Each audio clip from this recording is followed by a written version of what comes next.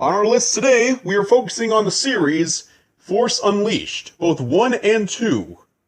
This is a video game series that is set in the Star Wars universe, before Disney, bought Star Wars. Sadly, with Disney buying this franchise, it, kicked Force Unleashed out of the timeline, leaving it to be uncanon, which really ticks me off, but what can you do? It's Disney. Star Wars is their cash cow. No hate on Disney. Well, okay, some. But not a lot. Okay, well, I'll just show you the series. Here we go. The first minifigure on our list is none other than Starkiller, the main protagonist of the first game and the second game. This minifigure is from the first game. He is holding a red lightsaber. As any common minifigure in the Star Wars Lego series has, most Jedi always have a lightsaber. The hilt sometimes looks different, but I'm keeping the common same hilt since it's iconic. For Starkiller's hairpiece, it's rather new. I was thinking about a slick back hairpiece, but I didn't want to use the one that Lego already used, since it seemed not suiting Starkiller very well. Mostly the hairline. I think this new piece really does good for Starkiller, and yeah. As for the facial expression, Starkiller's not known to crack a smile very often, and is known to be very violent. In the Star Wars universe, before he was proved to be uncanon since Disney took over, Starkiller is a very powerful being, and of course, one of the most powerful Force users in the universe of Star Wars. Though his story is pretty much, he was found as a child by Darth Vader on the planet of Kashyyyk, the Wookiee planet, with his father killed by Vader. At a young age, Starkiller grew up to be Vader's apprentice, since Vader saw a huge amount of Force ability within the young boy. Growing up, Starkiller became Vader's secret apprentice. And enough spoilers, even though this is like years old. On the contrary, for the torso and the legs, I try to keep it close to the game as original, because here's the thing. A Lego Starkiller actually does exist.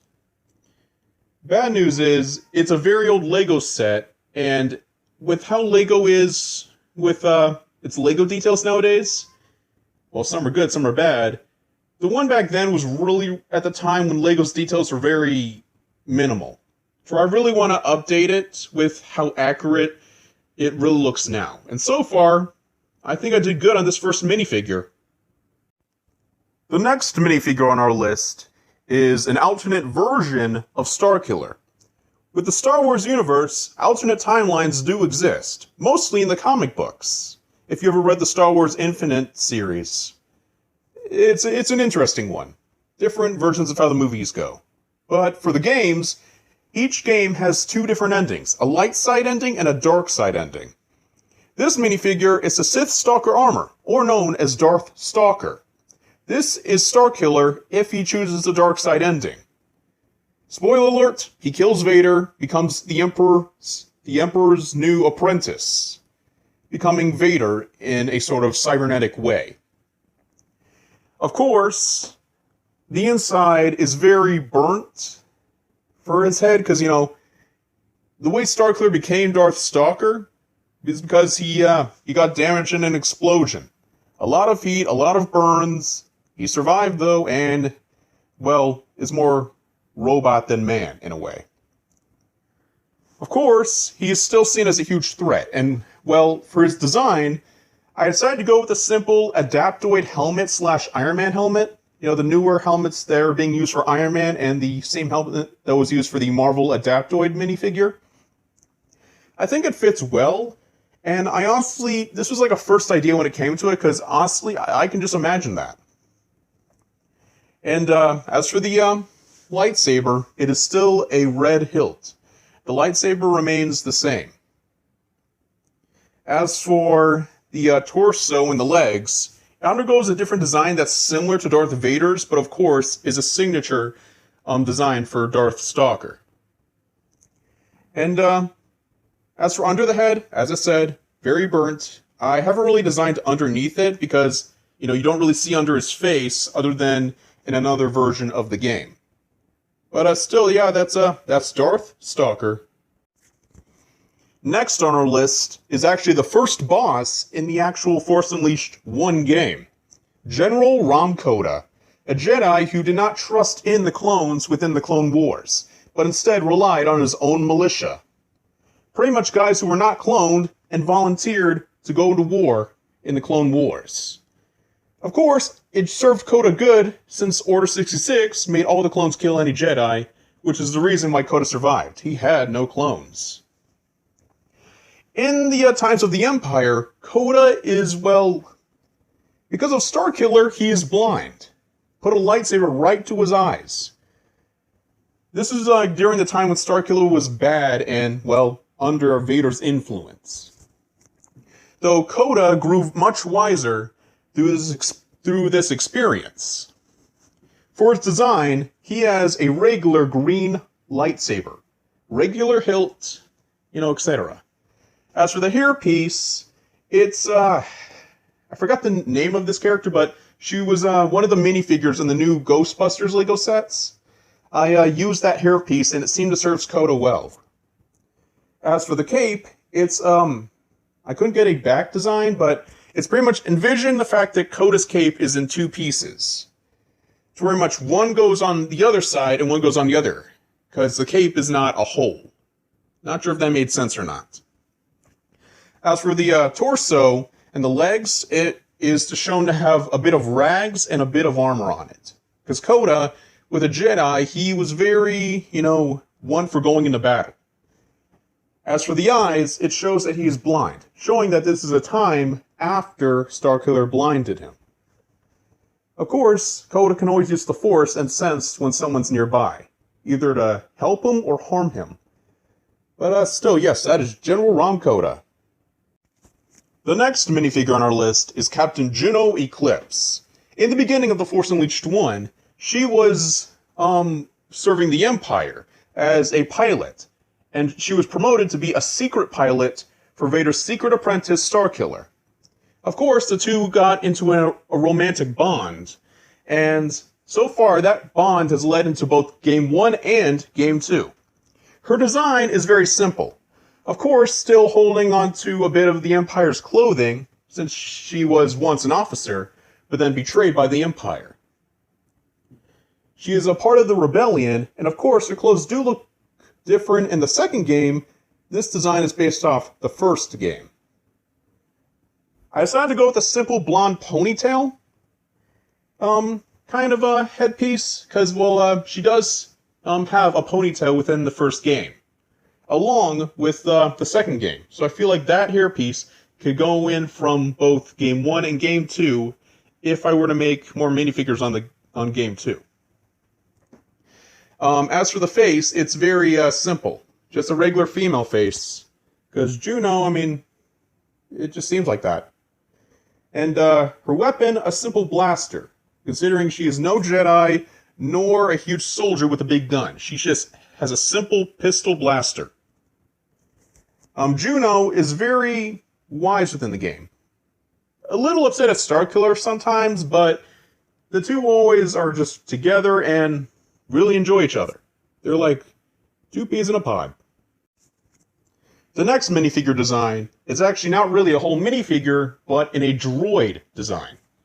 If anyone remembers the commando droids from the Clone Wars sets, you might be familiar with this design, as the next minifigure is Proxy, Starkiller's personal training droid. In Proxy's programming, he is to kill Starkiller at any time that seems right. Of course, this programming was destroyed on the planet known as Raxus Prime. More if you actually play the game for yourself. Still, it's an old Star Wars game, but I highly recommend playing it. It actually is pretty fun. And Proxy is pretty much the droid that can... it's a holographic droid, where pretty much if anyone, like Darth Vader, decides to talk to Starkiller, his form will appear on Proxy as a hologram surrounds his droid form. So, it's pretty much like a holographic battle droid, like how Proxy can look like Darth Maul and fight you and such. For design such, it is, a few printings and colors in the arms and legs, a bit in the torso, but the main trademark is the head. Since I didn't want Proxy's head to look like a cheap version of a battle droid or a commando droid, I decided to go with its own personal head mold. And so far, it looks really good. Not too much detail to where it would be a little un-Lego-like, but, enough detail to where you can tell it looks good. It looks like Proxy. I decided to not equip him with a weapon, because even though in the game he does have a lightsaber, he sometimes does not. It's a bit complicated. Plus, I feel like within the game, he was more of a droid that showed holograms than actually battle. Even though in the game he actually was a boss battle. Well, depending on which version you play. If you ever played the Wii version, you don't really fight Proxy. But yes, you get the point. That is Proxy. The next minifigure on our list is a rather familiar one, but an alternate version of Darth Vader. Behold, battle-damaged Darth Vader. Of course, this version is the same as the regular Darth Vader, but of course, has been in with a fight with Starkiller. Darth Vader is the second to last boss battle in the game, with the final boss being Emperor Palpatine, Darth Sidious. This battle-damaged Darth Vader was a little complicated to make because I didn't know how the helmet should look. For the face, I knew it was going to be white, Sith-eyed, and, basically Anakin burned from fire and aged with a white, pale skin. Of course, with a bit of an angry expression to it. Of course, Vader has a red lightsaber. Vader will always have a red lightsaber, in my opinion. No problem with that. For the mask around Vader, it was, that piece is actually one whole piece. You put that on the torso before putting the head on, not the other way around. For the cape, it's a bit torn. Like, the cape is not like a regular Darth Vader cape. It's a bit torn just to show that's, like, been through damage, like a lightsaber cut around it or something. And, for the torso and the legs, they're meant to show a bit of metal, a bit of arm, and as for the torso, the arms, it's a bunch of damage to Darth Vader's original minifigure. And, you can clearly tell how badly Darth Vader got it when, Starkiller was fighting him. That just shows you how powerful Darth Vader is against Starkiller. He is very weak. The second to last minifigure on our series here is, of course, the Force Unleashed 2 version of Starkiller. In the game, Starkillers believe that he is a cloned version of the original Starkiller from the first game. Of course, this tends to be a whole lot of baloney in the end of the game, just another trick from Vader trying to make his apprentice again. Of course, utterly fails. Well, that's just Vader for you. He does something bad happens to him back. But for Starkiller in this game, he is equipped with 2 lightsabers, double the damage. Of course, his force abilities are still as strong as ever. Still able to take down entire beasts from Kota no Moedia, a location within Game 2. And of course, strong enough to take out an army of stormtroopers. Though for design, his armor is a little bit better than the last game, and is able to take damage a little better.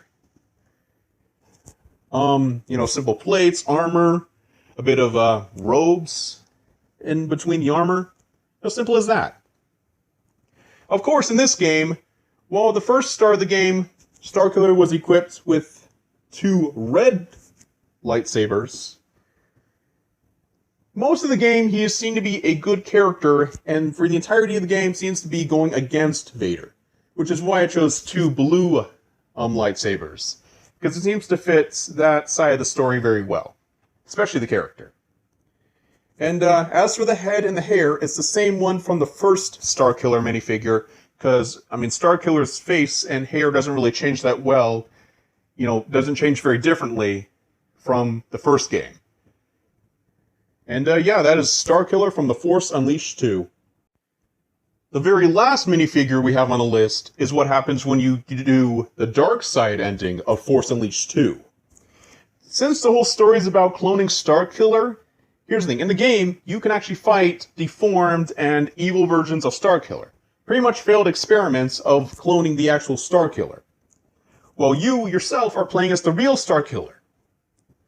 Of course, if you do the dark side ending and try to kill Vader through the dark side, well, what happens is, spoiler alert, an evil dark clone, a successful clone of Starkiller, stabs the real Starkiller through the back, killing him. This would be the evil Apprentice, the successful clone that Vader had created. Now, I don't know where this clone was in the light ending, but it just must be for story progression. This version can actually be in a DLC that, you see, for this outfit isn't actually on the evil clone of Starkiller in the ending of the game. This outfit's actually very signature to the DLC in another version of the game. For this DLC, spoiler alert, you can, you're on the Force Moon of Endor, and can kill Han Solo, Chewbacca, a bunch of Ewoks, and a Jedi version of Princess Leia. While in the Force Unleashed 1 DLC pack, you're playing as Sith Stalker, and you can turn Luke to the dark side and kill Ben Kenobi, and also Boba Fett, while also killing Jabba. It's complicated. You got to look through it on Gameplays Online, because I'm not sure if the DLC is still available or anything. Not even sure if the game is still available. I'm not entirely sure. But pretty much, this clone is like the original Starkiller in the Force Unleashed 2, where he has two lightsabers. Of course, these are red lightsabers. Of course, he has also Sith eyes and a hood over his head. This is a new hood piece used on the new Ben Kenobi minifigure in the new Star Wars sets coming soon, which actually I think have already been released. I haven't gotten to those sets yet, so yeah, who knows. But the hood I think it really fits, and for the arms, a bit of armor on him, and of course his face and arms, you know, any skin exposing is the clone is very pale. From the cloning process, he has more of a horrifying and pale-skinned appearance. I mean, this guy's meant to look evil, so boom, he looks evil. He has armor on his torso, along the dark red robes, and yeah, he's meant to look menacing. This version of Starkiller is, of course, you know, he is very dangerous. He's just as dangerous as the original. Proven that clones of Jedi are possible in the Star Wars universe. Unless Disney took that out as well. Who knows? But, yes, that is actually the very last minifigure on this list.